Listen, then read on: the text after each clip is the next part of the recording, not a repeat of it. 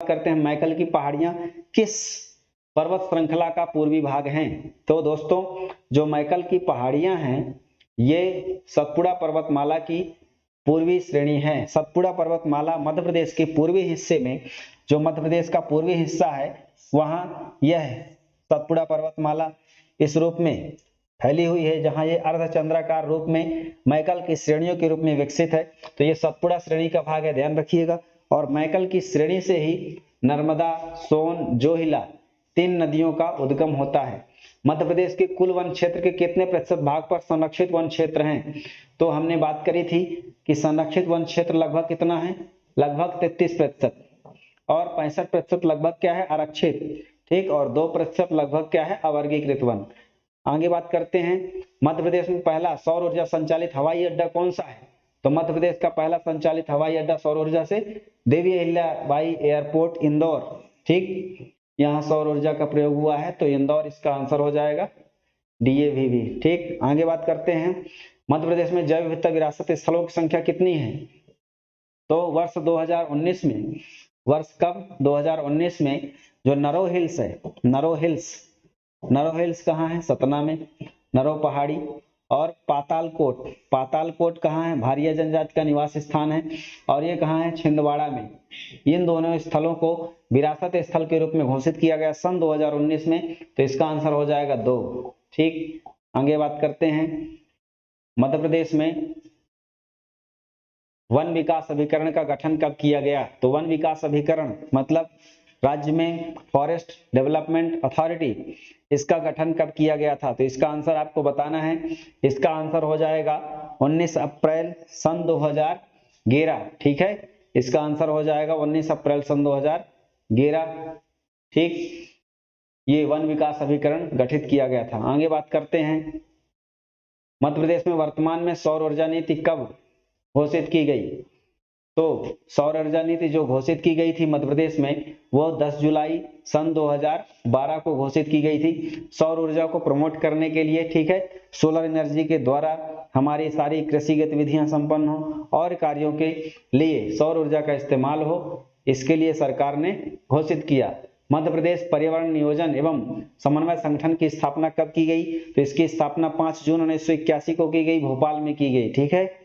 आगे बात करते हैं, निम्न में से कौन सा कथन जो औषधि मिशन है उसका कार्य नहीं है? औषधि पौधा मिशन एक औषधि पौधों के उत्पादन को बढ़ावा देने के लिए प्रारंभ किया गया था 2008-9 में, ठीक। तो इसमें औषधि पौधों की खेती को बढ़ावा देने का काम किया जाना था, जिसके अंतर्गत कौन से कार्य शामिल नहीं है? औषधि पौधों की खेती के लिए अनुदान देना सही है, औषधि पौधों की खेती के लिए कार्यशाला आयोजित करना सही है, औषधि पौधों की नर्सरी तैयार करना सही है, औषधि पौधों के उत्पादन की ब्रांडिंग करना, बिक्री, ये मार्केटिंग का काम इसका नहीं था, बाकी सब सही है, ठीक।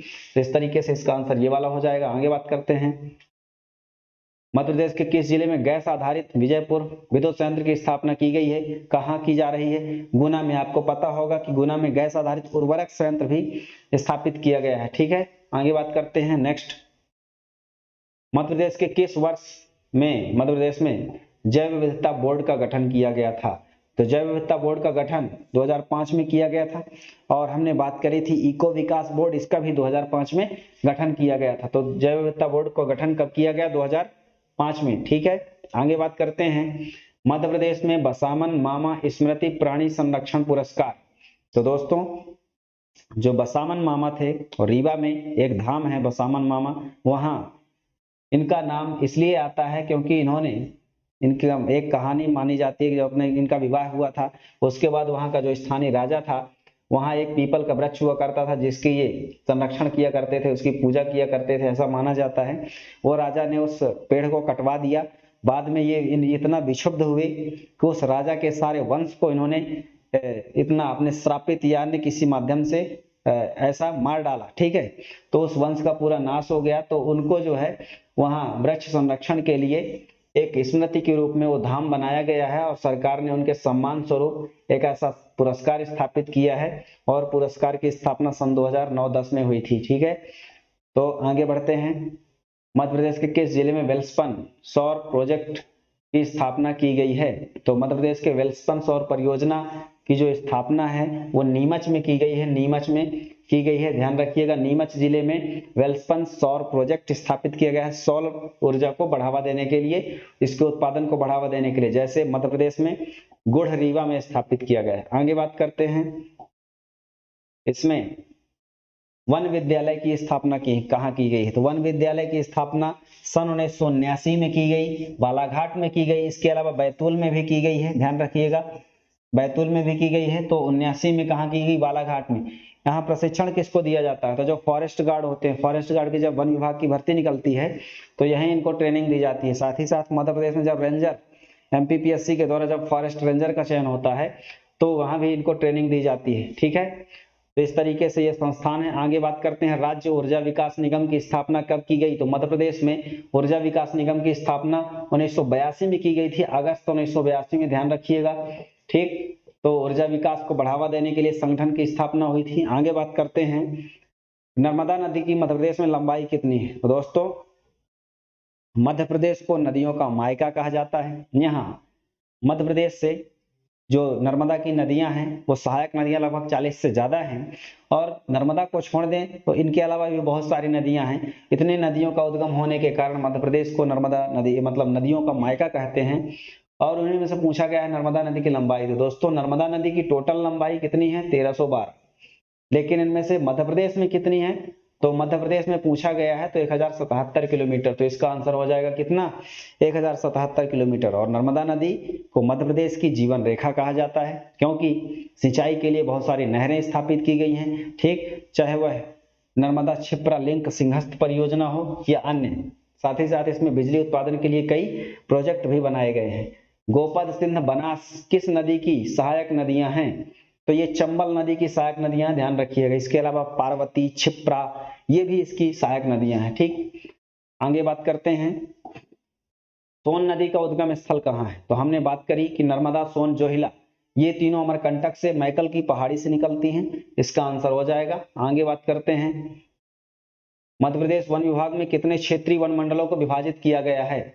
तो 16 वन मंडल में विभाजित किया गया है। यानी जो वन क्षेत्र होते हैं, बड़ी इकाई होते हैं, और उन बड़ी इकाई को सबसे पहले वन मंडल बांटा गया है, वन वृत्त, वन वृत्त के बाद वन मंडल। ठीक है, इन्हीं को कहा गया है। फिर उप वन मंडल, ऐसे फिर करते करते लास्ट में आता है बीट। बीट जो सबसे बीट गार्ड होता है, फॉरेस्ट गार्ड उसका प्रमुख होता है। ऐसे तो वन वृत्त में 16 जो वन मंडल हैं ये निश्चित किए गए हैं, और इनका प्रमुख अधिकारी होता है DFO होता है, ACF। मध्य प्रदेश के निर्माण क्षेत्र के अंतर्गत काफी कम वर्षा होने का कारण क्या है? तो इसमें वर्षा क्या होगा? समुद्र तट से दूरी अधिक है, इस क्षेत्र में दक्षिण पश्चिम मानसून प्रभावी नहीं है, इस क्षेत्र में सतपुड़ा पर्वत श्रृंखला की वृष्टि छाया पड़ती है। बिल्कुल डी ऑप्शन सही है, वृष्टि छाया प्रदेश में पड़ जाता है, इसीलिए यहाँ वर्षा कम होती है। क्योंकि वर्षा वहीं होती है जहां पर्वत की ऊंचाई पड़ जाती है, तो उस जो हवाएं हैं वो वहां क्षेत्र में वर्षा कर देंगी, और जो पर्वत के विमुख क्षेत्र है वहां वर्षा नहीं होगी। फिर पूछा गया है कि चचाई वाटरफॉल कहाँ है? चचाई वाटरफॉल बीहड़ नदी में है, और बीहड़ नदी कहाँ है? रीवा में है। ठीक, रीवा में सिरमौर विकासखंड के अंतर्गत ये जलप्रपात है। और मध्य प्रदेश का सबसे बड़ा जलप्रपात पहले माना जाता था, मध्य प्रदेश का सबसे बड़ा जलप्रपात अब कौन सा है?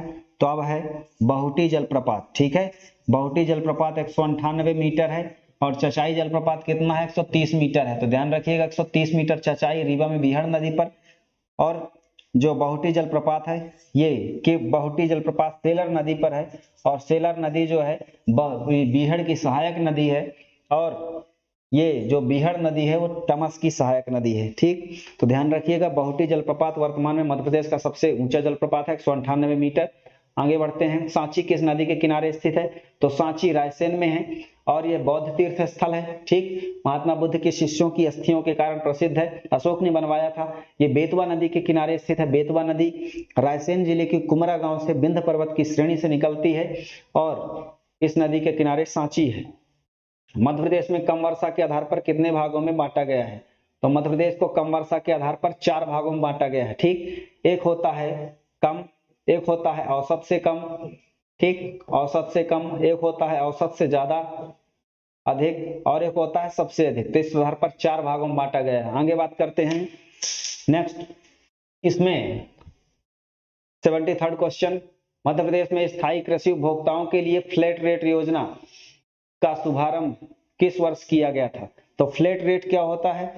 फ्लैट रेट ऐसी योजना है जिसमें कृषि के लिए जो पंप हैं, पंप कनेक्शन, उसमें 6 माही बिल दिया जाता है। 6 माह के लिए एक निश्चित राशि निर्धारित कर दी गई है और वह योजना सन 2013 से प्रारंभ की गई है। ठीक है, फ्लैट रेट योजना सन 2013 से 1 अप्रैल सन 2013 से प्रारंभ की गई है। ध्यान रखिएगा, फ्लैट रेट योजना 1 अप्रैल 2013 स्थायी कृषि पंप कनेक्शन के लिए दिया गया है।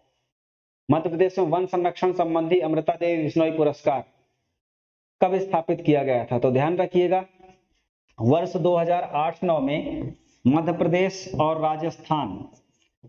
राजस्थान सरकार द्वारा संयुक्त रूप से इस पुरस्कार की स्थापना की गई थी। हालांकि अब इसको राष्ट्रीय स्तर पर दिया जाने लगा है। ठीक, यह 1731 की एक कहानी याद आती है, जब वहां के एक राजा ने जो खेजड़ी के वृक्ष थे उन वृक्षों को कटवाने के लिए आदेश दे दिया था। तो वहां की 363 महिलाएं अमृता देवी बिश्नोई के साथ मिलकर उन पेड़ों से चिपक गईं और इनकी बाद में इनकी जो है हत्या कर दी गई, क्योंकि वो जंगल तो काटना ही था, राजा का आदेश था। तो इन्होंने अपनी शहादत दी और उसी की स्मृति में वन संरक्षण के लिए यह पुरस्कार दिया जाता है अमृता देवी बिश्नोई के नाम से। अब मध्य प्रदेश में कोयले की चट्टानों की प्राप्ति कहाँ से होती है? तो दोस्तों, मध्य प्रदेश में जो कोयला खनिज है वो किस प्रकार की चट्टानों में मिलता है? अवसादी चट्टानों में मिलता है। और यह अवसादी चट्टानों के रूप में गोंडवाना की क्रम की जो चट्टानें हैं मध्य प्रदेश में, वहां से कोयला की प्राप्ति होती है। ठीक है, तो गोंडवाना क्रम की चट्टानें मध्य प्रदेश के दक्षिण पूर्व में और पूर्व में, ठीक, जो सिंगरौली है, सिंगरौली के बैढ़न है, उसको ऊर्जा राजधानी कहते हैं, क्योंकि वहां एनटीपीसी थर्मल पावर स्टेशन जो कोयला पर आधारित ताप विद्युत संयंत्र है, सबसे बड़ा एमपी का वहां स्थापित है। और गोंडवाना क्रम की चट्टानें दक्षिण पूर्व से पूर्व तक विस्तृत हैं, मिर्जापुर तक। ठीक,